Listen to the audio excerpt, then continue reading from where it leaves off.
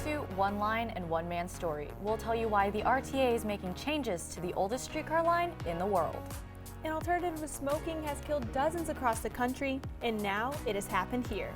And Thanksgiving is just days away. We'll show you how one Pelicans player is giving some locals something to be thankful for. PAC News starts now.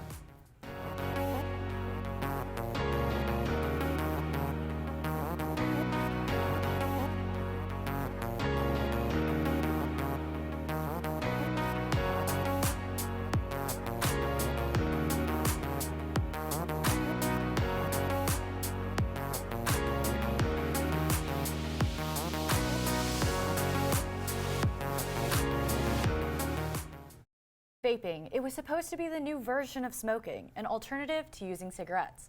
But some are calling it a silent killer among the young community across the country.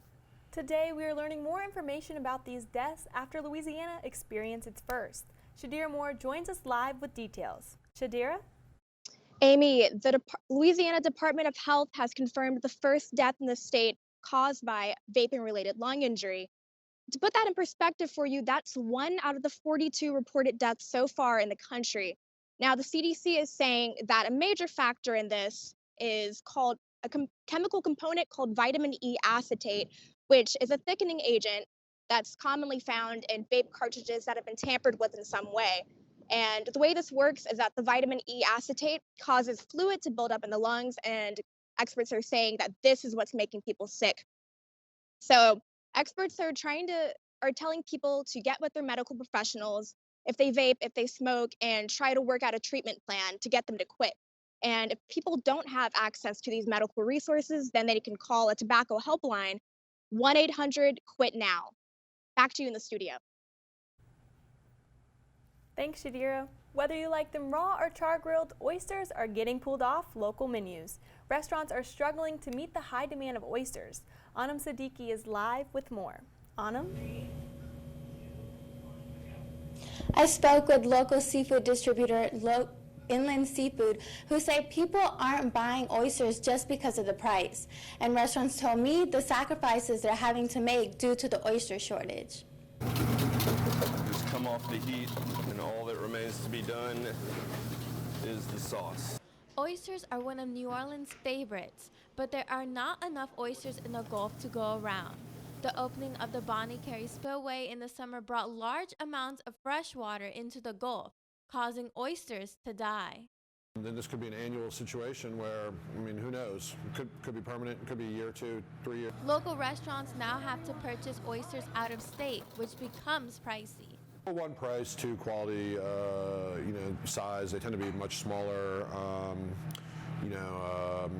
I don't really want Texas oysters. I don't feel comfortable charging $30 or $40 for a 4 oyster fried appetizer. Restaurants are having to make sacrifices by taking popular oyster dishes off their menu. Local seafood distributor Inland Seafood gets about 30 to 50 sacks of oysters from oyster fishermen about every other week. This amount of oysters only serves 1 or 2 restaurants. It's not fun for us because we try to spread them around and try to let somebody different get them each time. With the high demand of oysters and low supply, the price has doubled. With the freshwater that came in, we're having to get oysters now off the east and west coast. Those oysters are costing us about 80 cents a piece to the customer, where we were selling before 42 cents a piece for an oyster. People are just going to have to understand they're going to cost a lot more than they would. Oyster fishermen say it could take years for the oyster industry to recover.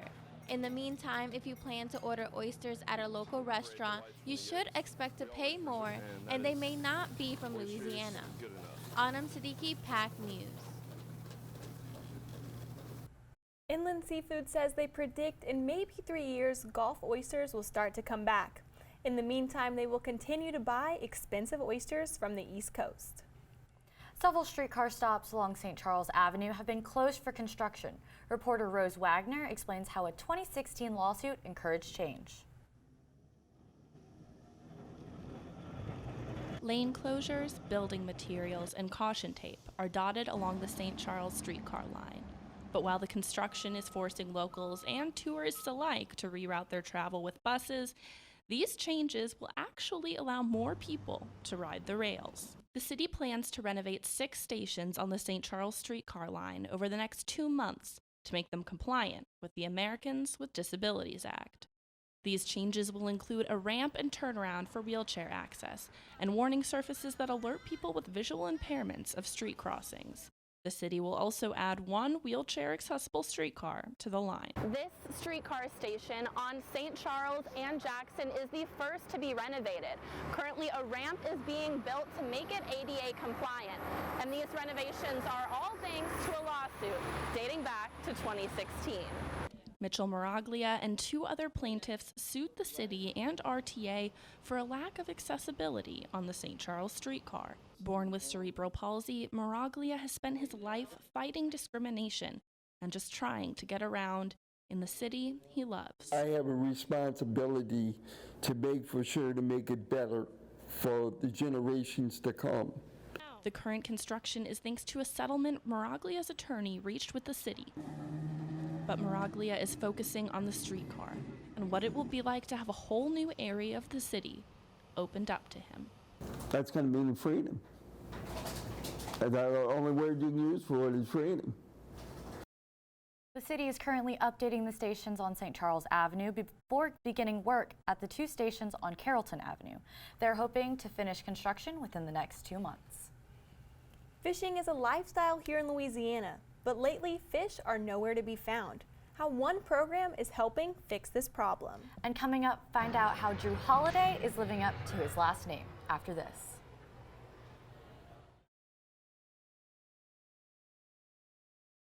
Dad? Just 1 minute, okay? Hey, Bobo, do trees tell each other stories? I'm sorry. I'm afraid I don't know that. Hey, why don't we go find out?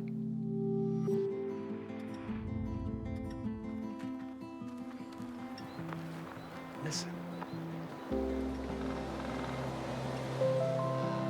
Do clouds take naps? I couldn't tell you.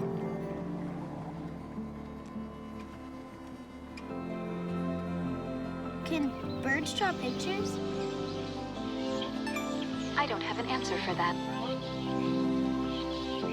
Dad, do stars visit their friends? Look!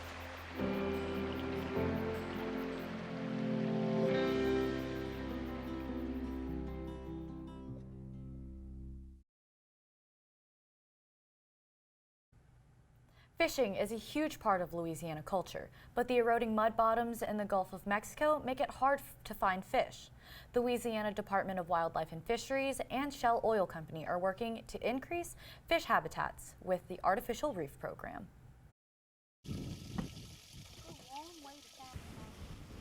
Captain Maurice DeQuinn spends his days in the Gulf of Mexico, fishing and showing people that don't get to see this beautiful fishery we got in Louisiana, and it's an easy job because Louisiana is such a great fishery. Not many of the reefs DeQuinn fishes are natural. Instead, they're decommissioned oil rigs turned into reefs. These rock structures that we put out hold bait fish. They hold crustaceans. They hold all kind of fish that these fish start the food chain. The Artificial Reef Program is designed to convert retired oil rigs into reefs that provide habitat for sea life. The Louisiana Department of Wildlife and Fisheries is now working in an area that has received less attention, from the coastline to 100 feet of water depth. And they're the easiest to get to, so it's kind of created this spot where we're not, where we're losing a lot of habitat and a lot of fishing opportunities, and it hasn't been as easy for us to replace them. With this map, you can see that the popular platforms are close to the shoreline, easily accessible for fishermen. These platforms will soon become artificial reefs. The plan has been in the works for years and has the ability to help fishermen and the oil companies involved. For the Gulf of Mexico, it makes a lot of sense. So yeah, we think it's the best option for these platforms. And it ends up benefiting everybody. I think it's a win-win-win. When Shell decommissions the rigs, it saves the money the company would spend removing the rig and taking it to shore to salvage it. It's the best option. Best option for, the ecosystems, best option for the environment. The artificial reefs are the best option for fishermen too, always providing an abundance of fish. Definitely helped our business. It makes it easier because these spots are fish producers. They, day in, day out, you can go there and put fish. Madison McLaughlin, PAC News. With the new plan complete, it won't be long until the favorite fishing rigs become reefs. Drew Holiday took his day off to give back to families in the community. Holiday and his family were out last night at the Gail and Tom Benson Community Center, getting families ready for the holiday season. I was at the event last night. Here's how Drew gave back to some locals. It was Turkey Day with Holiday. For the second year in a row, Drew Holiday and his family were at the Kingsley House giving out meals for Thanksgiving. Really just thankful for everything that I've been blessed with and being able to give back. It means a lot to be given supplies and everything for the holiday because some people can't afford and some can, but it means a lot to be thought about. The Holidays gave out turkeys, bread, and other Thanksgiving fixings to 75 families. Before the families received their meals, these parents and kids were taking pictures and playing games with Holiday.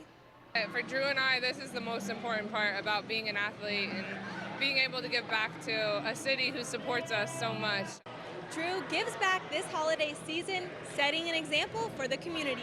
It's just nice that the kids get to spend some time and see him reaching back out to the community. Growing up as a kid, Holiday said he would give back to the community with his family, and he was glad his daughter was with him helping out. To have my daughter here do it as well is kind of cool just to see that she is blessed and to be able to give back to others. I think that's an important message to send to kids. So, not just be selfish, but to always be mindful of other people's situation. Holiday also said Thanksgiving is about family, and to be able to give these families food, he hopes to bring them a little bit of joy. Holiday wants to make sure he gives back during the holiday season every year. And speaking of the Pelicans, they will be back in action tonight here at the Smoothie King Center.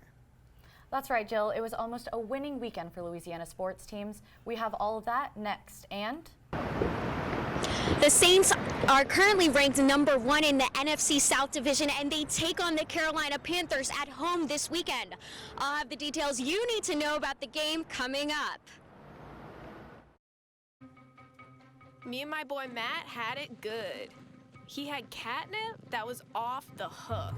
But one day, he brings a girl home, and she's allergic to cats. Every sneeze was a nail in my coffin. Now I'm in a shelter. It's decent, but they don't even have Wi-Fi.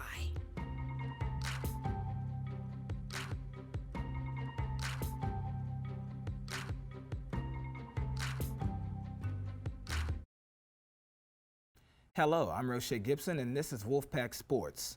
The LSU Tigers are prepping to face Arkansas this week after defeating Ole Miss on Saturday. The Tigers defeated Ole Miss 58-37 in a matchup where it appeared that the Tigers had control of the game as quarterback Joe Burrow threw for 489 passing yards and 5 touchdowns along with 2 interceptions. And receiver Jamar Chase caught 8 passes for 227 receiving yards and 3 touchdowns. Ole Miss continued to fight throughout the contest and put up one of the more impressive offensive performances we've seen this season against the Tigers defense, but it still wasn't enough to take down the top team in the country. LSU remains #1 in the AP College Football Poll and will be playing Arkansas in Death Valley this Saturday at 6. The New Orleans Pelicans are preparing to face the Portland Trail Blazers tonight in the Smoothie King Center. The Pels are going into tonight's contest with momentum from Sunday's victory versus the Golden State Warriors. Guard J.J. Redick led the Pels with 26 points, and Drew Holiday recorded 22 points and 9 assists in the team's 108-100 victory. The Pels now hold a 4-9 record and are still without rookie forward Zion Williamson, as the team is looking to better their record as they go into tonight's matchup versus the Blazers. The New Orleans Saints will be facing the Carolina Panthers after getting back on track this past weekend against the Tampa Bay Buccaneers. Saints quarterback Drew Brees recorded 228 passing yards and 3 touchdowns with no interceptions as the Saints offense got going from a poor performance versus the Atlanta Falcons the previous week. The Saints defense came to play as well, recording 2 sacks and snagging 4 interceptions from Bucs quarterback Jameis Winston, one of which was turned into a 43-yard pick six by Marcus Williams, the safety, as the Saints came away with the victory 34-17. And Tess Rowland joins us live now about next week's game against the Carolina Panthers. Tess?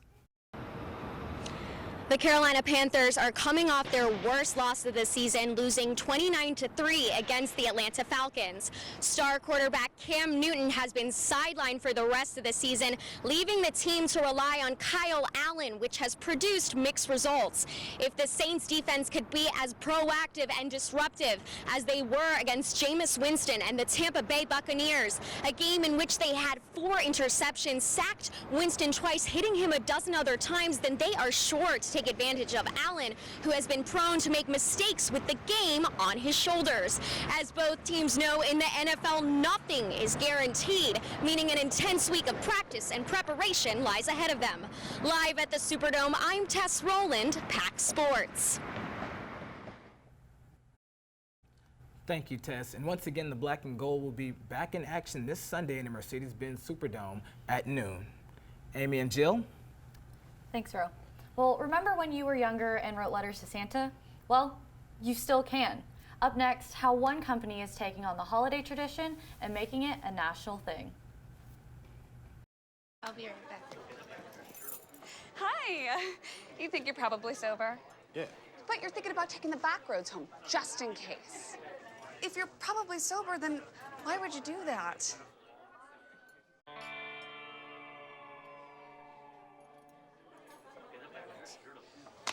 Good choice. Probably okay isn't okay. If you see a warning sign, stop and call a cab, a car, or a friend. That's a full glass of wine. I'll be chatting you later. Forget Elf on the Shelf. This year, be the elf yourself. And how about the elf himself with Operation Santa? You'll find everything you need right here on the USPS website. All over the country, kids will send in letters to Santa asking for everything from toys to basics like a warm coat or even shoes. And you can make their Christmas wishes come true. Starting Monday, letters to Santa from low-income kids are available for adoption online. You can pick a letter from any city in the country and it's tax deductible. Just remember, your gift needs to be mailed out by December 20th. If you want your child to be added to the list, you can head over to beanelf.org where you can find out more.